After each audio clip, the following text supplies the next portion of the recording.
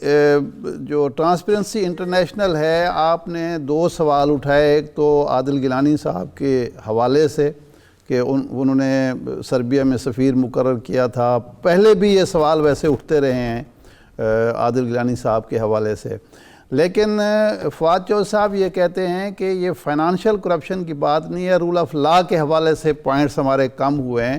تو خان صاحب تو رول آف لا کے سب سے بڑے علمبردار ہیں، تو آپ کے دور میں پوائنٹس کیوں کم ہو گئے؟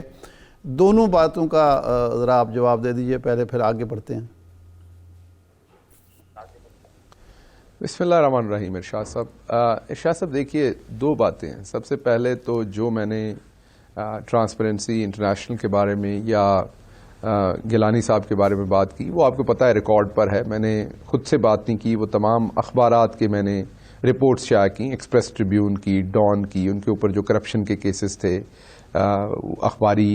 اخباری جو خبریں تھیں وہ میں نے شیئر کی. پھر ان کو نواز شریف صاحب کی گورنمنٹ میں سربیا کا نواز شریف صاحب نے ایمبیسڈر بنایا، وہ بھی آپ کے سامنے ہے. پھر اس کے بعد میں نے ایک اے آر وائی کی سٹوری لگائی، جس میں ابھی جب اے آر وائی کے لوگ گئے وہاں پر ان کے دفتر میں، آپ دیکھ سکتے ہیں دفتر کس طرح کے علاقے میں ہے، کس طرح کا دفتر ہے، اس سے بھی آپ کو اندازہ ہو رہا ہوگا.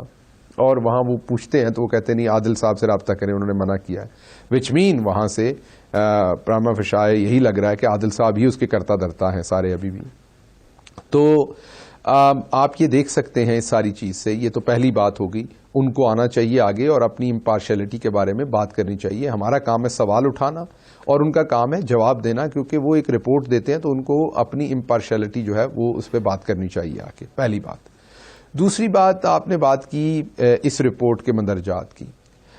1 منٹ کے لیے اگر مان بھی لیا جائے اس رپورٹ کو کہ یہ بالکل یہ رپورٹ جو ہے یہ میرٹ کے اوپر بنی ہے، میں پہلے تو میرے بہت سارے کویسچن ہیں اس کے اوپر، لیکن اگر 1 منٹ کے لیے مان بھی لیا جائے تو آپ یہ دیکھیے کہ یہ رپورٹ کی ایک ریسرچر کے طور پر مجھے دیکھنا پڑے گا کہ یہ رپورٹ کیسے مرتب ہوئی ہے. یہ رپورٹ جو مرتب ہوئی ہے اس میں 8 ڈفرنٹ قسم کی جو سٹڈیز ہیں ان سٹڈیز کا مجموعہ کیا جاتا ہے اور ایوریج آؤٹ کر کے لیا جاتا ہے. اس میں جن چیزوں میں ہمارے سکور کم ہوئے ہیں اس میں ایک تو جو نیریٹو ویسٹ کا ہے، اور وہ یہ ہے کہ پاکستان کے اندر پوری طرح سے جمہوریت نہیں ہے، یہاں کنٹرولڈ جمہوریت ہے، یہاں پر جو عوامی نمائندے ہیں ان کے پاس اختیارات نہیں ہیں. اب میں حیران ہوں کہ ویسٹ کیسے کہتا ہے یہ باتیں. یہ نواز شریف کے زمانے میں بھی کہتے تھے، اس زمانے میں کہتے تھے کہ جس زمانے میں شہباز شریف کا جو چپڑاسی تھا جس کی 9,000 روپے تنخواہ تھی، ملک مقصود چپڑاسی اس کا نام، اس کے اکاؤنٹ میں 4 ارب روپے جمع ہو رہے تھے.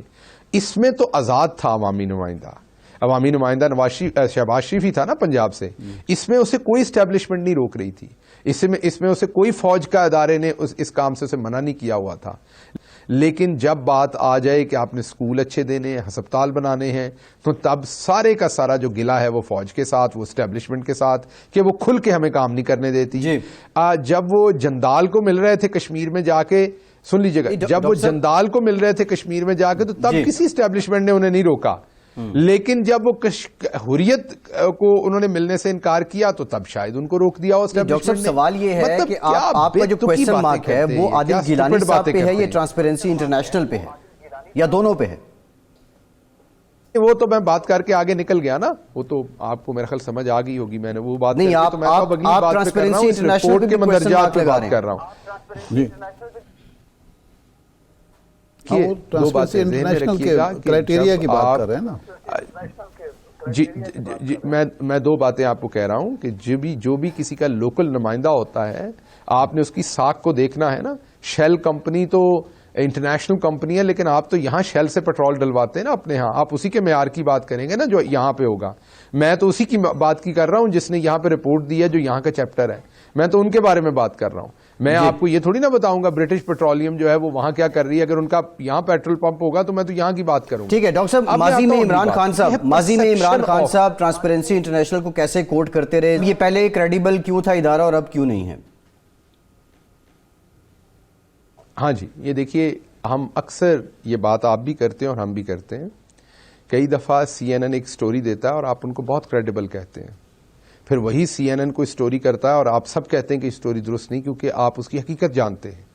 اب اگر ٹرانسپیرنسی انٹرنیشنل مجھے یہ بتائے کہ جب ملک مقصود چپڑاسی جس کی تنخواہ 9,000 روپے تھی، اس کے اکاؤنٹ میں 4 ارب روپے جمع ہو رہے تھے، اس ٹائم تو ٹرانسپیرنسی انٹرنیشنل کو لگتا تھا کہ پاکستان میں کرپشن کم ہو رہی ہے.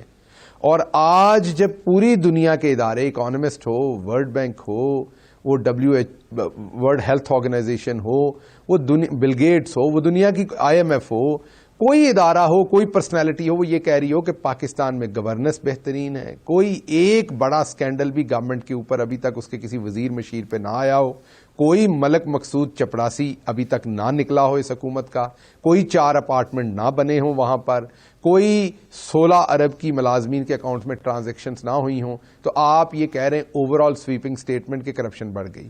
ہمیں اس رپورٹ کو اندر سے جا کے دیکھنا پڑے گا. یہ رپورٹ یہ نہیں کہہ رہی کہ حکومت کرپشن کر رہی ہے، یہ رپورٹ یہ کہہ رہی ہے کہ لوگوں کی پرسپشن اس بات کے بارے میں زیادہ ہو گئی ہے کہ ملک میں جو عدالتی نظام ہے، رول آف لا ہے، انصاف کا نظام ہے، وہ صحیح کام نہیں کر رہا. تو ہم بھی یہی کہہ رہے ہیں، پرسوں پرائم منسٹر صاحب نے بھی یہی بات کہی ہے آپ کے سامنے، ہم بھی آپ کو روز ہی کہہ رہے ہیں کہ جو چھوٹا چور ہے بیچارہ، کبوتر چور کی پچھلے دنوں آپ نے خبر دیکھی تھی، اس کی ضمانت ریجیکٹ ہو گئی، اور جو بڑے چور ہیں ان کو کئی دفعہ ہفتے والے دن ضمانت مل جاتی ہے، اتوار والے دن مل جاتی ہے. سو کہنے کی بات یہ ہے کہ یہ پرسپشن کی حد تک تو ہم اسے چیلنج نہیں کرتے. صاحب گزارش یہ ہے کہ آپ کا پرائم منسٹر کا، حکومت کا گلہ عدالتی نظام سے ہے، قانونی نظام سے ہے، اگر میں درست سمجھاؤں تو، لیکن عوام کا گلہ آپ سے ہے، آپ کے ووٹر کے گلہ آپ سے ہے کہ ہم نے آپ کو منتخب کر کے اقتدار کے ایوانوں میں اس لیے بھیجا تھا کہ آپ عدالتی نظام میں، قانونی نظام میں اصلاحات لائیں گے تاکہ عام آدمی کو بھی میاں نواز شریف صاحب کی طرح، زرداری صاحب کی طرح جلد انصاف مل سکے.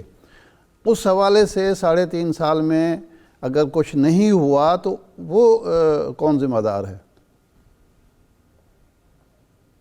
دیکھیے، میں یہ تو نہیں کہوں گا کہ کچھ نہیں ہوا، ہوا تو بہت کچھ، لیکن شاید اتنا نہیں ہوا جتنا ہونا چاہیے تھا. یہاں میں آپ سے اگری کرتا ہوں. دوسری بات آپ نے یہ کہی کہ عوام آپ سے سوال کرتی، بالکل عوام کا یہ حق ہے، عوام نے ہمیں چنا ہے، ہم ہی سے سوال کرنا اور ہم ہی نے جواب دینا ہے.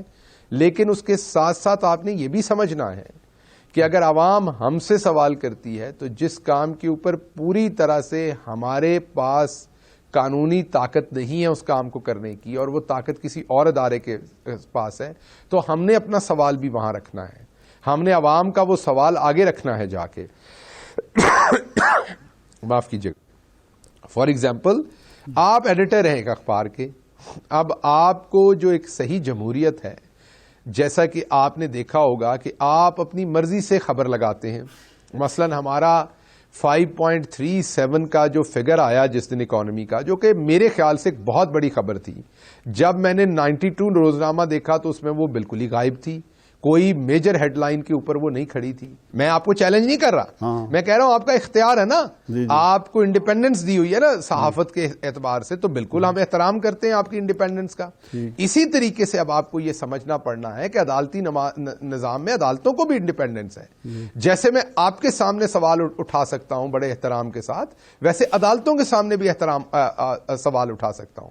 اب یہ نہیں کہ ایک چیز میرے کنٹرول میں نہیں. اب دیکھیے، ڈے ٹو ڈے شہباز شریف کی ہیئرنگ کرنا میرے کنٹرول میں تو نہیں ہے نا، میری حکومت کے کنٹرول میں تو نہیں ہے نا اس چیز کو.